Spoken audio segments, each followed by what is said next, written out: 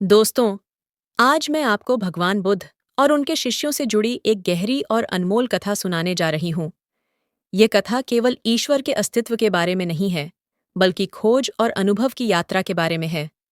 बुद्ध अपने प्रिय शिष्यों, आनंद और स्वास्थ्य के साथ एक गांव से गुजर रहे थे। अचानक एक आदमी उनके पास आया और बोला, बुद्ध, क्या ईश्वर है? बुद्ध ने मुस्कुराते हुए पूछा, तुम्हें क्या लगता है?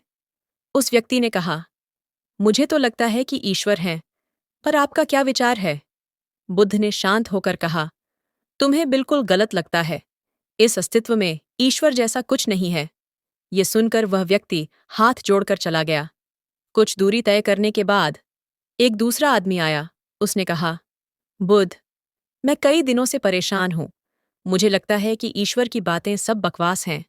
बुद्ध इस बार हंसे और बड़े प्रेम से बोले, तुम्हें भी बिल्कुल गलत लगता है। इस अस्तित्व में केवल ईश्वर ही है और कुछ नहीं। आनंद और स्वास्थ्य दंग रह गए। एक ही सवाल, लेकिन दो बिल्कुल अलग उत्तर। दिन ढलने लगा और शाम को तीसरा आदमी घबराया हुआ बुद्ध के पास आया। उसने जोर से पूछा, बुद्ध, बताइए, ईश्वर है कि नहीं? मैं बहुत परेशान हूं। मेरी खोज पूरी नहीं हो रही। मार्गदर्शन कीजिए। बुद्ध ने इस बार कुछ नहीं कहा। उन्होंने आंखें बंद कर लीं और मौन हो गए। आनंद और स्वास्थ्य के आश्चर्य का ठिकाना न रहा।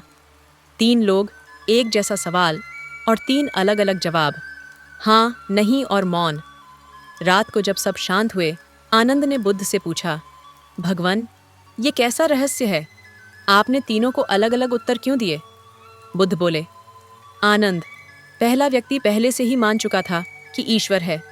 मैं उसकी धारणा तोड़ना चाहता था ताकि वह खोजे और सत्य तक पहुंचे। दूसरा व्यक्ति मान चुका था कि ईश्वर नहीं है। मैंने उसकी धारणा मिटा दी ताकि वह भी खोजे। और तीसरा व्यक्ति, वह अभी संशय में था। उसके लिए मौन ही सबसे सटीक उत्तर था। दोस्तों, यही बुद्ध की शैली थी। वह किसी प्रश्न का उत्तर सीधे सीधे नहीं देते थे। उनके उत्तर रहस्य से भरे होते थे ताकि खोजी स्वयं तलाश करे। अगले दिन शिष्य स्वास्थ्य ने बुद्ध से आग्रह किया, भगवान, कृपया आप मुझे सीधे बताइए, क्या ईश्वर है? आप मानते हैं या नहीं? और मैं चाहता हूँ आप मुझे सीधा उत्तर दें।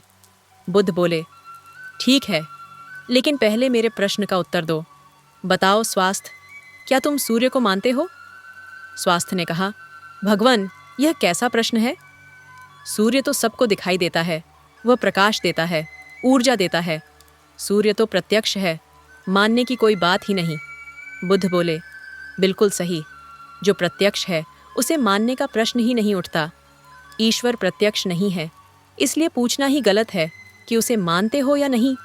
ईश्वर को माना नहीं जा सकता, ईश्वर को जाना जा सकता है। अगर तुम कहते, मैं ईश्वर को जानना चाहता हूँ, तो मैं तुम्हारी सहायता कर सकता था। लेकिन मानना और जानना, दोनों में ज़मीन आसमान का फ़र्क है। इसी दौरान एक और जिज्ञासु बुद्ध के पास आया। उसने कहा, हे बुद्ध, मैंने पूरी दुनिया में ईश्वर खोजा। मंदिर, तीर्थ, यज्ञ, अनुष्ठान सब किए, लेकिन कहीं ईश्वर नहीं मिला। सुना है कि आपको परम ज्ञान प्राप्त है। कृपया मेरी मदद कीजिए। बुद्ध बोले, मेरा एक मोती खो गया है, क्या तुम मेरी सहायता करोगे? वह आदमी बोला, हाँ बिल्कुल, और वह मोती ढूंढने लगा। काफ़ी देर बाद थककर उसने कहा, भगवान, बताइए तो, मोती कहाँ खोया था?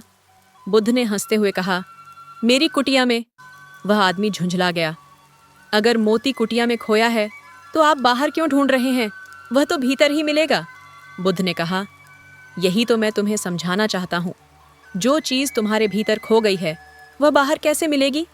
ईश्वर को तुम बाहर ढूंढते रहे, पर वह तो तुम्हारे भीतर है। फिर बुद्ध ने उससे कहा, अपनी आंखें बंद करो, शांत हो जाओ और भीतर देखो। उसने आंखें बंद कीं और बोला, पहले मुझे लगा कि मेरी सांसें सबसे करीब हैं, फिर सांसें दूर हो गईं।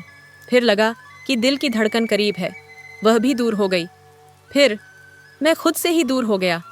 मुझे अनुभव हुआ कि मैं कहीं नहीं हूँ, फिर भी हूँ। बुद्ध बोले, अब तुम सही खोज कर रहे हो। शीघ्र ही तुम्हें अपना मोती मिल जाएगा। उस आदमी ने हाथ जोड़कर क्षमा मांगी। भगवान, आपने मुझे सच्चा मार्ग दिखाया। बुद्ध ने कहा, याद रखो, ईश्वर को मानो मत, ईश्वर को जानो। मान लेना आसान है, किसी ने कहा और तुमने मान लिया।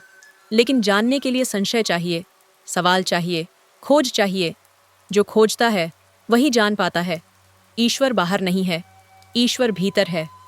दोस्तों, यही है बुद्ध का संदेश। कभी भी अंधविश्वास से मत मानो, स्वयं अनुभव करो, क्योंकि अनुभव ही सच्चा ज्ञान है। तो बताइए, ये व्याख्या आपको कैसी लगी? अपने विचार और सवाल कमेंट्स में ज़रूर साझा करें। और अगर पहली बार देख रहे हैं तो चैनल को सब्सक्राइब करें, क्योंकि सच्ची कहानियाँ, असली ज्ञान की तलाश में हम फिर मिलेंगे।